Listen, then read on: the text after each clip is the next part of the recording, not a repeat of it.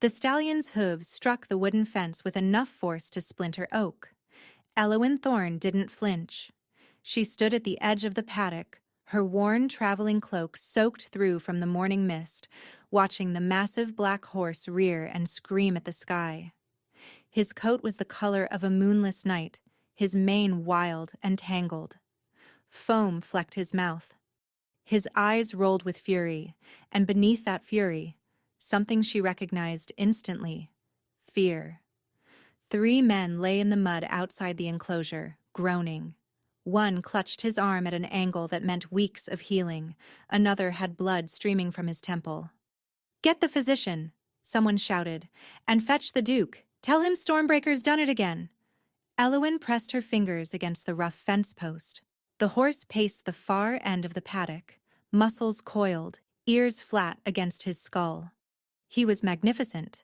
He was also completely misunderstood. "You there, girl!" A weathered man in stablemaster's clothing limped toward her. "Get away from that fence. That beast has killed 2 men and crippled 4 others." "He won't hurt me," Elowyn said softly. "He's not trying to kill anyone. He's trying to survive." Before the stablemaster could respond, a new voice cut through the morning air, low, controlled, and cold enough to freeze the mist where it hung. "Before what, Beckett?" Elowyn turned. The Duke of Ashworth stood 20 paces away. She'd heard stories about Theron Vale, the youngest duke in 3 generations, the recluse who hadn't attended a social function in 5 years, the man rumored to have ice where his heart should be. The stories hadn't mentioned that he moved like a predator. He was tall, with broad shoulders beneath a black riding coat and dark hair that fell across a forehead lined with tension. But it was his eyes that held her, pale green, the color of frost on spring leaves, and utterly empty.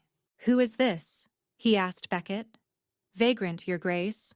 Found her wandering the North Road. She's been lurking about the stables." "I was looking for work," Elowyn said steadily. "I'm good with horses. Very good. Everyone who's attempted to break that animal has claimed the same. They're now missing fingers, limbs, or their lives." The Duke stepped closer. "What makes you different?" "Because I know what it's like to be broken and blamed for it," she thought. "Let me try," she said instead. "1 hour. If I fail, I leave and never return. If I succeed, you give me a position." "What's your name?" "Elowyn Thorne." Recognition flickered across his features. "Thorne? Of the Thornwood breeding stables? I heard they were destroyed. The family ruined by diseased horses sold to noble houses." "The accusations were lies." Her voice hardened. "We were destroyed by a man who couldn't accept that a woman refused his proposal. He fabricated evidence, bribed inspectors, and burned everything my family built. My father didn't drink himself to death. Corvain Hastings decided that if he couldn't own me, he would destroy me instead." The Duke's expression sharpened. "Corvain Hastings. He's been attempting to purchase my eastern lands for 2 years. Then you know what he's capable of." A long pause. Then, "1 hour. If the horse kills you, I'll ensure you're buried properly." He walked away without waiting for her response. The gate creaked as Elowyn slipped through. Every stable hand went silent, waiting for the scream, the crunch of bone. Stormbreaker stood 40 feet away, nostrils flaring, reading her scent. Elowyn stopped just inside the fence and sat down in the mud. Minutes passed. The cold seeped through her thin cloak. But she'd learned something in her father's stables. Horses didn't speak with words. They spoke with presence, with breath, with a body that meant no harm. Then she felt it. Soft vibrations through the ground. Hoofbeats, approaching slowly. Warm breath gusted across her face. Elowyn opened her eyes. Stormbreaker stood directly before her, close enough to touch. His ears were forward now, curious. "Hello," she whispered. Slowly she raised her hand, palm up. The horse stretched forward, sniffing her fingers. Then, with gentleness that defied everything she'd been told about him, he pressed his muzzle into her hand. Gasps erupted from beyond the fence. "I know," she murmured. "You're not a monster. You're mourning. Who did you lose?" She spent the hour simply being with him, walking beside him, offering touch when he sought it. She didn't try to mount or bridle him. She just listened. When the hour ended, Stormbreaker followed her to the gate. The Duke was waiting, his expression unreadable. "He'll need time," Elowen said. "Weeks, not days. Whoever handled him before broke something in his trust." "No one handled him before." The Duke's voice was strained. "He was trained by someone who never used force. My sister Marin raised him from a foal. She was the only person he ever let ride her." "What happened to her?" "The vulnerability disappeared behind ice. She died. 5 years ago. Riding accident. They found her at the bottom of a ravine. The horse was standing over her, refusing to leave." Elowen's heart clenched. "That's why you won't put him down." "That's why I'll never put him down." He turned away. "Beckett will show you to the servants' quarters. You work with the horse, and only the horse. You answer to me." "Agreed." He paused. "One more thing. Corvain Hastings arrives at my estate in 3 days." The blood drained from Elowen's face. "If you want to remain invisible," the Duke continued, "stay far from the main house." He walked away, leaving her with terror clawing at her chest. Corvain was coming here. The man who'd murdered her father, driven her mother to madness, and stolen everything she'd ever loved. She had 3 days to decide, hide or fight. On the third morning, Elowen watched from the stable shadows as a gleaming black carriage rolled through the estate gates. Corvain Hastings stepped out into the pale sunlight. Tall, immaculately dressed, with golden hair and a smile designed to charm. He greeted the household staff with practiced warmth. A wolf dressed as a gentleman. That night, a message arrived from the Duke. "Meet me in the East Library. Midnight." She found him surrounded by documents, financial records, correspondence, witness statements. "I've been reviewing everything I have on Corvain," he said without preamble. "It's not enough. It's never been enough." "What exactly did your sister discover?" "I don't know the specifics. She said she'd found proof that Corvain was involved in something far worse than financial fraud, something that could bring down half the noble families in England." His voice tightened. "She was planning to present it to Parliament. Then she died, and every document she'd collected disappeared." Elowen told him about the ledgers she'd glimpsed during her engagement, payments to shipping companies, references to unspecified cargo, ports scattered across the Mediterranean and Caribbean. "Human cargo," Theron finished grimly. "Slaves. The trade has been illegal for 20 years, but if Corvain's family is still involved, we destroy him. We need proof that can't be explained away. Testimony from someone inside his operation." Theron began pacing. "There's a house party in 2 weeks. Lord Ashford's annual hunt. Everyone of importance attends. I want you there as my guest, but not as Elowen Thorne." "A disguise?" "A new identity. A distant cousin from the continent. A widow with a modest fortune interested in investment opportunities. Different hair, different clothing, different manner." "You're talking about turning me into a completely different person in 2 weeks." "I'm talking about revealing the person you've always been." His voice softened. "The woman who walked into a paddock with a killer horse and refused to be afraid. That woman can do this." Elowen looked at the documents. Proof of monstrous crimes, just out of reach. "What do you need from me?" "Everything you remember.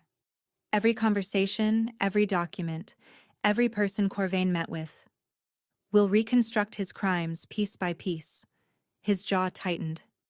"And when we have enough, we won't just expose him. We'll destroy him completely." She thought of her father dying in disgrace, her mother lost in madness, her 14-year-old sister growing up in the shadow of shame. "All right. Tell me what I need to learn." The next 11 days were exhausting. Mornings belonged to Stormbreaker. By the 4th day, she slipped a halter over his head without resistance. By the 8th, she laid a blanket across his back. He didn't rear. He simply turned and pressed his nose against her shoulder. "You're not just taming him," Beckett observed. "You're healing him." "Afternoons belong to Theron. You're Lady Sina Varys," he explained, producing forged documents. "A widow from Astoria, a small principality most English aristocrats have never visited. Your husband died 2 years ago. You're traveling to expand his investment portfolio." He drilled her on etiquette, diction, and aristocratic conversation.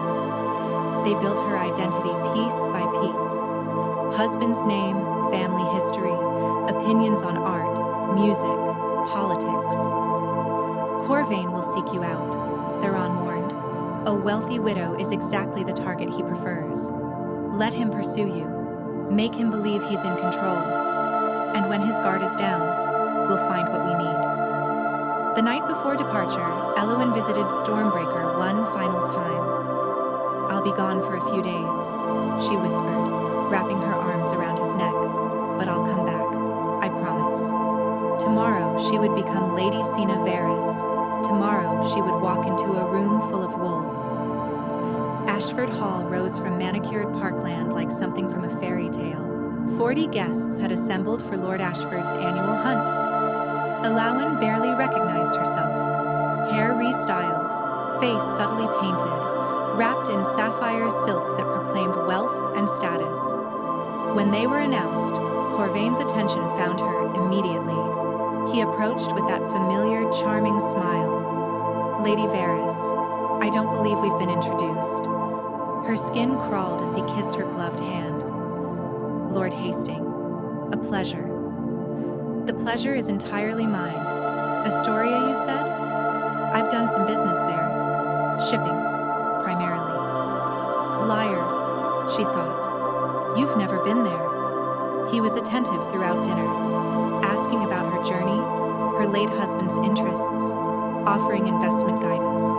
Beneath every word, she heard the same calculation she remembered from their engagement. Later, during the evening's dancing, he pulled her closer than propriety allowed. "You intrigue me, Lady Varys. You're hiding something." Her heart froze, but her expression remained serene. "Whatever do you mean?" "You're too controlled, too perfect." His thumb traced her waist. "Most women are either vapid or ambitious. You're neither." "Perhaps I'm simply nervous about making mistakes in a foreign country." "Ah, the burden of being an outsider." His tension eased. "Perhaps that's why I'm drawn to you. We're both outsiders pretending to belong." After the dance, Theron appeared at her elbow. "He suspects something," she murmured. "He noticed I'm too careful. But he accepted your explanation. That's what matters." His gaze swept the room. "I received word this morning. Captain Aldrich Vane, one of Corvain's shipping contacts, is docked in Portsmouth. His ship sails in 5 days. That's our window, if we can reach him." That night, a knock came at Eowyn's door. A young woman stood there, perhaps 17, with auburn hair and frightened eyes. "You're Lady Varys? I'm Emmeline Mercer. Lord Hastings wants to marry me." Her voice trembled. "I need your help because I'm terrified, and there's no one else I can ask." Emmeline's story spilled out in fragments. 6 months ago, she'd gotten lost at Corvain's estate and overheard him meeting with rough men, discussing cargo and fresh stock from the African coast. When I tried to tell my mother, she said I was being hysterical, that Lord Hastings was respectable. Tears spilled down her cheeks. "My mother is pushing for a formal engagement next month. Once I'm bound to him legally, I'll have no escape." Eowyn took her hands. "You won't marry him. I won't let that happen." "How can you stop it?" "Because I know exactly what he's capable of." Eowyn held her gaze. 3 years ago, I was engaged to him. When I discovered evidence of his crimes, he destroyed my family. "My name is Eowyn Thorne. I'm here to bring him down." Emmeline's eyes widened. Then, slowly, Her expression hardened.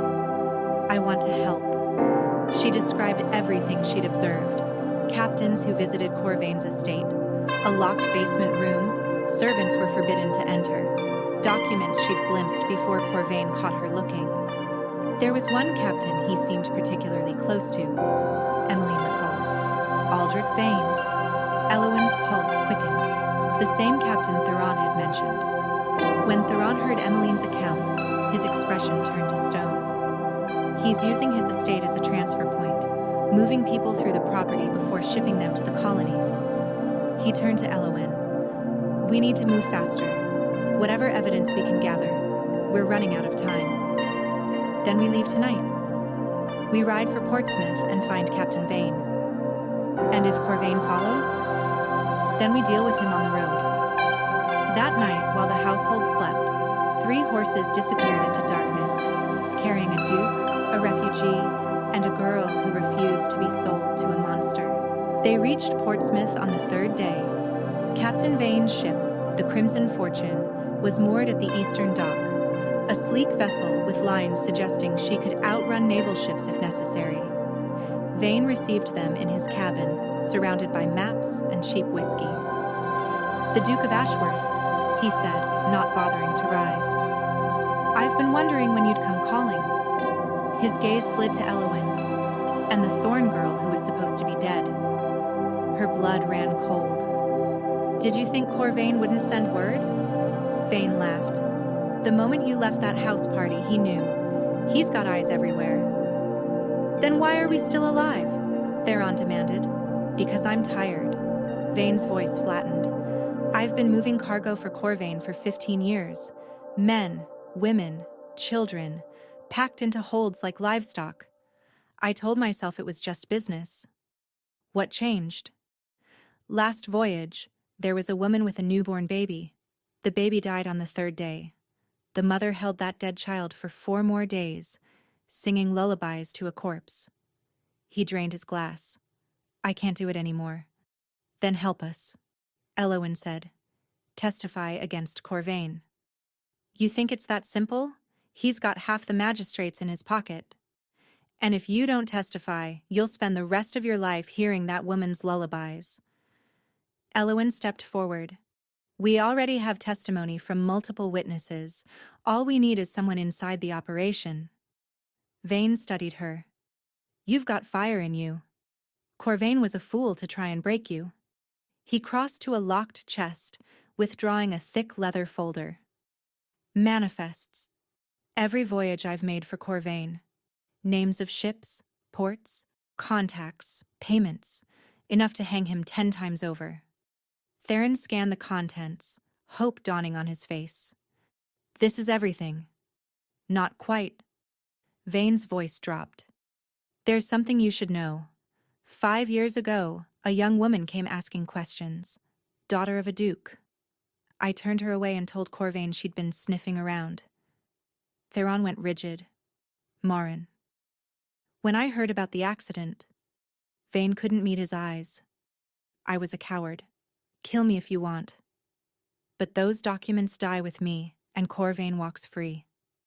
Elowyn's hand closed over Theron's wrist. "He's not the enemy. He's our weapon." Slowly, Theron released his grip. "You'll testify. Everything you know. And when Corvain falls, you disappear completely." Vane nodded. "God help me. I'll testify." They returned to find chaos. Their inn-room had been ransacked. Emmeline sat bound to a chair, blood trickling from her forehead, and behind her stood Corvain hasting. "There you are," he said pleasantly. "I was beginning to think you'd fled entirely." 4 armed men flanked him. A knife pressed against Emmeline's throat. "What do you want?" Theron demanded. "Those documents." The manifests Vane handed over. Corvain's smile widened. "Now, or Miss Mercer dies." Theron hesitated, then slowly produced the leather folder. "Slide it across the floor." The folder slid to Corvain's feet. "Excellent." His smile turned predatory. "Now let's discuss what happens next." "You can't kill all of us and walk away clean," Elowyn said. Too many people know. Lady Grantham has been dealt with. A tragic fall down her staircase. And Captain Vane? Ships are dangerous. Fires happen. Corvain stepped closer. But I'm willing to offer you a choice, Elowen. Come with me willingly. Become my wife. In return, I let everyone live. I'd rather die. That can be arranged. But consider. Your mother in that sanitarium, your 14-year-old sister so vulnerable. Leave them out of this. They're already in it. His grip tightened on her jaw.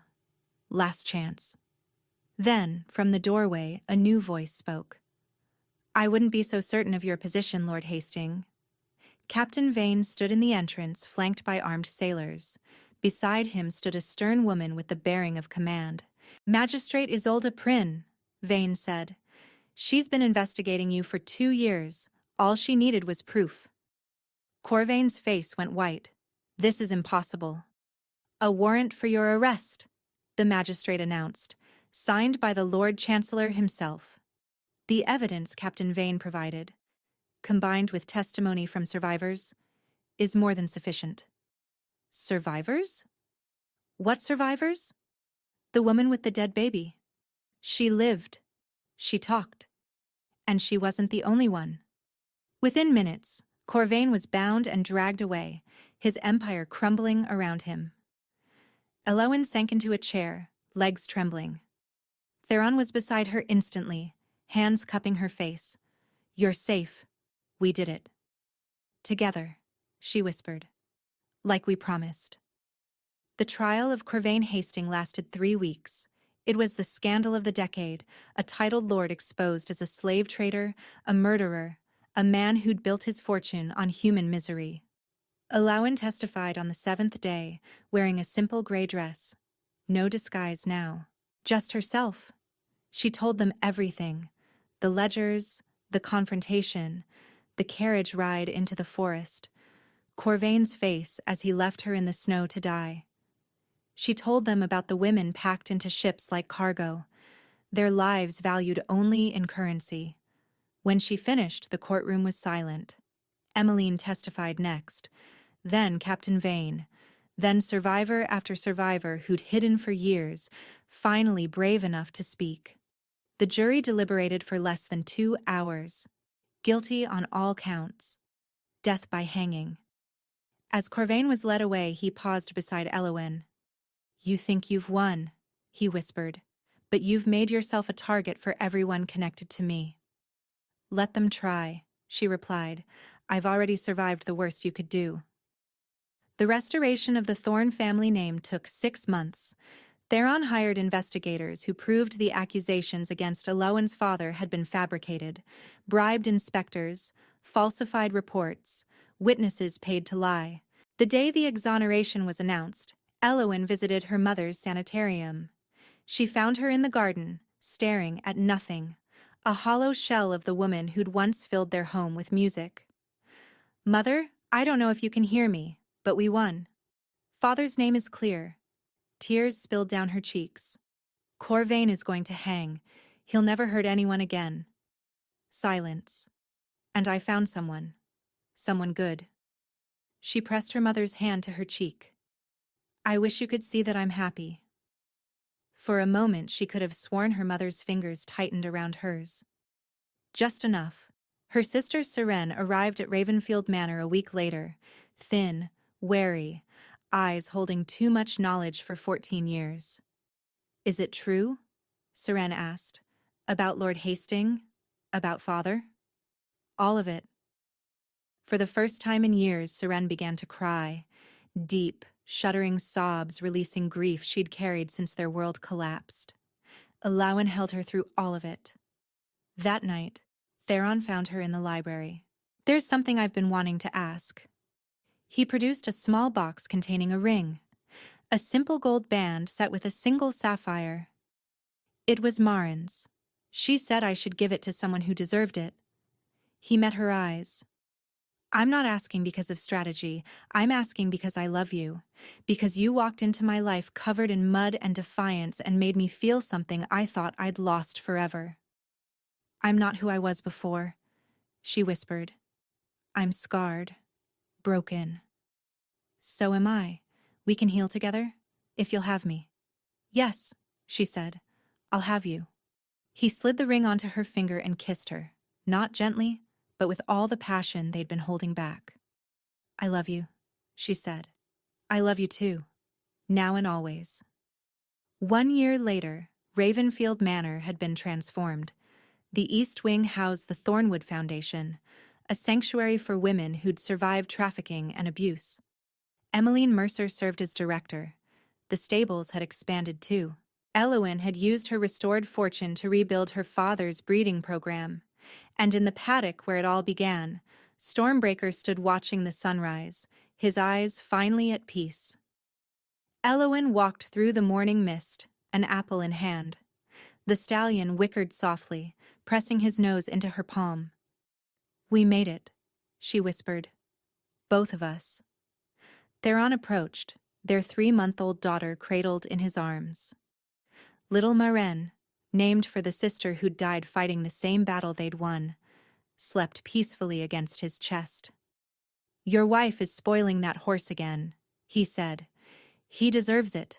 He saved me as much as I saved him. Stormbreaker stretched his head over the fence, sniffing the baby. Marin's eyes fluttered open with wonder. A carriage appeared on the drive, Elowen's mother arriving for her monthly visit. Over the past year, she'd slowly begun to return. Not fully, but enough to recognize her daughters. Enough to smile when Marin was placed in her arms. Serin waited at the entrance, now 15, helping manage the Foundation's education program. Mother's carriage is almost here, she called, and there's a letter from Magistrate Prynne, another trafficking network dismantled in Liverpool. Tell her we'll provide whatever support she needs. Already done. Serin grinned. I'm getting good at this. The carriage pulled up. Attendants helped Elowen's mother into a wheeled chair. Her eyes were clear today, focused on her daughters, her grandchild, the life risen from ashes. My girls, she said softly. My beautiful girls. Elowen knelt beside her. We're here, Mother. We're all here. That evening, Elowen returned to the stables one last time. Stormbreaker was waiting. She leaned against his warm side, listening to his steady breath. She thought of everything that had led here, the betrayal, the cold, the desperate fight for survival. She thought of Theron finding her in the snow, of the impossible bargain they'd struck, of the love that had grown from strategy into something neither expected. I hope you can see this, Father. I hope you know we kept fighting. Footsteps approached. Theron appeared in the doorway. I thought I'd find you here. Old habits. She reached out her hand. Join me? He wrapped his arms around her, both leaning against the horse who'd brought them together. No regrets? He asked. None. You. Only that it took us so long to find each other. They stood in the peaceful dark, surrounded by the smell of hay and home. Once, Elowen Thorne had been left in the cold to die, but she'd been found by a man who saw her worth. And together, they'd built something no one could ever destroy. Thank you for staying with us until the very end. If this story touched something in you, the fight for justice, the power of healing, the strength it takes to rise from ashes, share it with someone who needs to hear it. Drop a comment telling us your favorite moment and where you're listening from. If you're ready for another story where love conquers the impossible, subscribe and ring that bell so you never miss the next chapter. You're the reason these stories exist. Thank you for being here, for believing that even in the darkest moments, hope can find a way.